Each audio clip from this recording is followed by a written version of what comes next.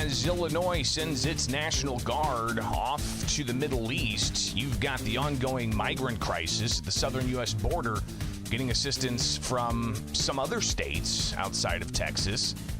As the conflict about how to manage the border continues, the White House saying that there needs to be ongoing negotiations on a bill to bring about reforms to the migrant situation, while Republicans saying no, the border needs to be closed. So let's get right on into it. Bishop on Air, broadcasting each and every weekday morning from my home studio. Thanks for hanging out with us. As the live stream has some glitches because of the ongoing internet issues, the service provider notifying me late last night that essentially the internet in my area is going to be hit or miss as they do some ongoing work on it. Could last all day. So recording this and going to get it up a little bit later on. So let's get into it. Of course, President Donald Trump, he's running again against the incumbent. You've got Joe Biden in the mix, and here is Trump over the weekend in Nevada talking about the migrant situation. When I'm president, instead of trying to send Texas a restraining order, I will send them reinforcements.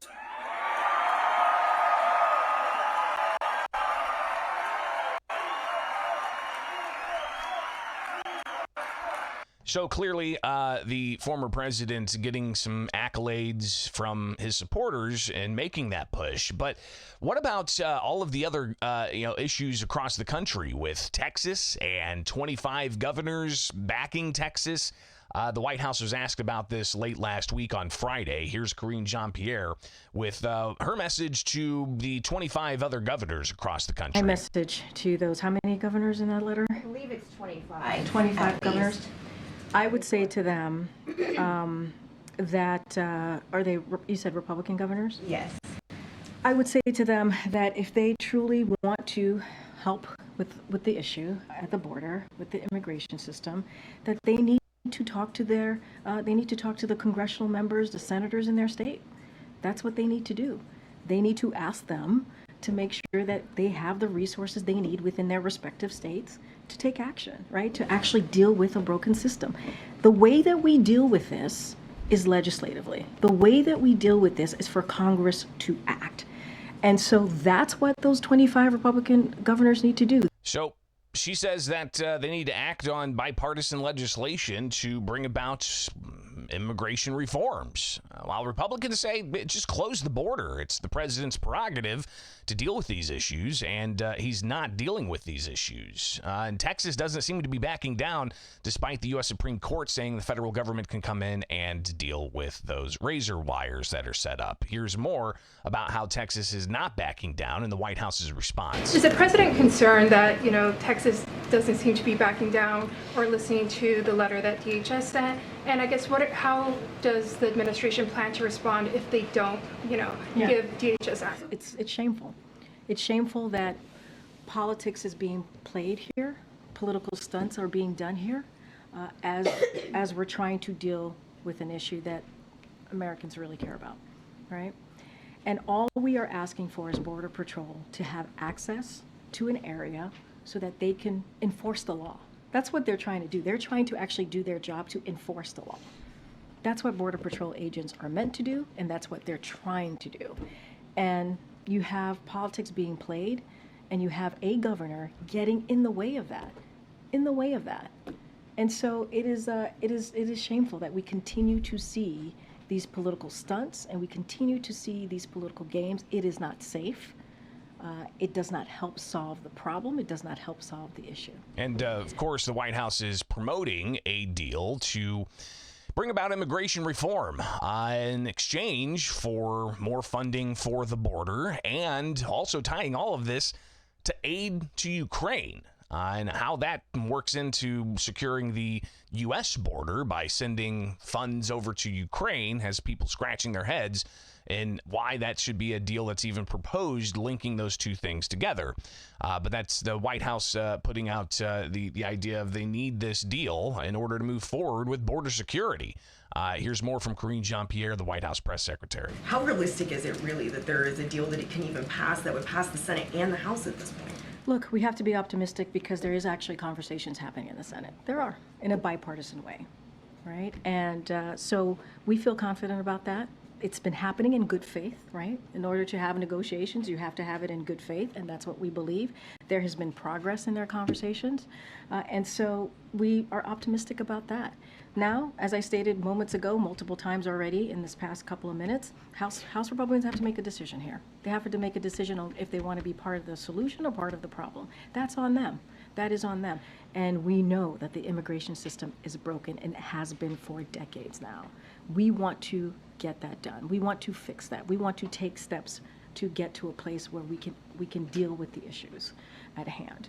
And that's why he put forth on his first day a comprehensive immigration policy. And that policy that incumbent President Joe Biden put forward essentially reversed all of the Trump policies when it comes to the border. So former President Trump in Nevada yesterday or over the weekend, he had a rally where he laid out his thoughts on the current border crisis and what he would do to reverse that. Unbelievably, rather than helping Texas to build our border security up, crooked Joe Biden is fighting Texas to tear our beautiful border security down. They're cutting all the wire. Let's cut the wire. Let everybody in. No. They want open borders. So former President Trump talking about the border situation in more detail. He also said that he would conduct the largest deportation repatriation if he was to be elected. We have no idea, and we have no idea what we're doing with our country. Our country's going to hell because of incompetent or bad people. Terrorists are pouring in unchecked from all over the world. We have more terrorists now. In 2019, I never really believed this fully, but I knew we did a good job on it. In 2019, remember, they said they had no terrorists. They do these checks. I don't know. None sounds like something Trump would say, to be honest. They say, no, only Trump would say. They actually have it down. It's a report, and it says none. And then the following 2 years later, they have record number of terrorists now pouring into our same report, record number of terrorists coming into our country. And there's a 100% chance that there will be a major terrorist attack in the United States, or many attacks maybe. And it's all because of what's happened over the last 3 years. When I'm president, instead of trying to send Texas a restraining order, I will send them reinforcements.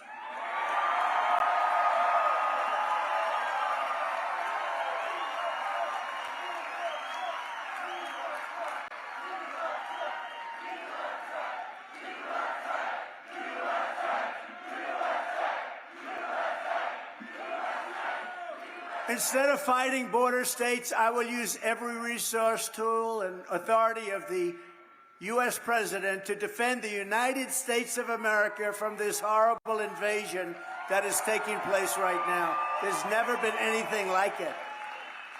Texas will be given full support, and I will deploy all necessary military and law enforcement resources to seal up the final section of border. You know, we built over 500 miles of wall, fortunately, but they are just, what they're doing is just not even, it's not even believable. I believe that the number by the end of the Biden administration will be close to 18 million people. That's bigger than New York State. I believe that's going to be the real number. That's the real number, 18 million people. And who does it hurt the worst? African Americans and Hispanics. It hurts the Hispanics and the African Americans first. And when you look at the poll numbers, how well we're doing with Hispanics and African Americans, nobody's ever seen anything like it. They're a little concerned, the Democrats on the left. It was just announced that 302,000 illegal aliens trespassed across our border last month, 302,000. That's an all-time, by the way, that's an all-time record. There's never been a number like that. Last month, 302,000. That's bigger than most cities in our country. Yet unbelievably, rather than helping Texas to build our border security up, crooked Joe Biden is fighting Texas to tear our beautiful border security down. They're cutting all the wire. Let's cut the wire. Let everybody in. No. They want open borders. They could have solved In 3 weeks, I would have been able to get another 150 miles of wall up. Think of that. All they had to do, the wall was there. All they had to do is put it up. It was all set to be put up. And you know what they did? They sold it for 5 cents on the dollar. They sold it as scrap. They want to have open borders, and you're going to remember that come November. So the former president obviously highlighting the difference that he would bring about if he was to be reelected as compared to the incumbent president, Joe Biden's handling of the southern U.S. border. What about the National Guard? You've got the Texas National Guard on the southern border working to set up other barriers, and even some states across the country indicating that they will send their National Guard to Texas to help with this. But in Illinois' National Guard being sent off to the Middle East. Over the weekend, there was a ceremony highlighting this, and you had one of the major generals, I believe Boyd, talk about the National Guard in Illinois and their missions, and how their professional group of soldiers heading out to their next deployment. But not least, I want to say good morning to the 34th DSB. I can't hear you. Hey, you know what? Someone once actually said, "Hey, sir, why are you so excited at these deployment ceremonies?" And I said, you know what? Every now and then you get to do something great for this country, for this state. You know, just wearing a uniform puts you in a special place, right? Less than 2% of our nation wear the uniform. And even less than that get to deploy and do something special for this state, for this country. And now you get to do that special thing. Your number has been called. And guess what? You're ready. You're ready. You're ready. Showtime. 34 DSB, 433rd Signal, showtime. So what is the mission? Over the weekend, it was announced that they're being sent over to the Middle East, and the ongoing conflicts there raising all kinds of a concern as to the U.S.'s involvement. There were several U.S. soldiers killed and dozens injured in a drone strike, and it's being thought that Iran behind that over the weekend. While you also had a couple of Navy SEALs dealing with terrorists, pirates, getting killed as well. So clearly the death toll of U.S. service members has increased over the weekend. And the soldiers from the Illinois National Guard heading overseas instead of going to the southern U.S. border. 34th Division Sustainment Brigade is ordered to active duty effective 25 January 2024 for an initial period of up to 400 days in support of Operation Enduring Freedom, Spartan Shield. So the operation announced over the weekend, the deployment being handled and moving forward. They're going to be out for 400 days. And clearly that's something I think has people's attention, especially when it comes to the questions of border security in the U.S. versus border security overseas.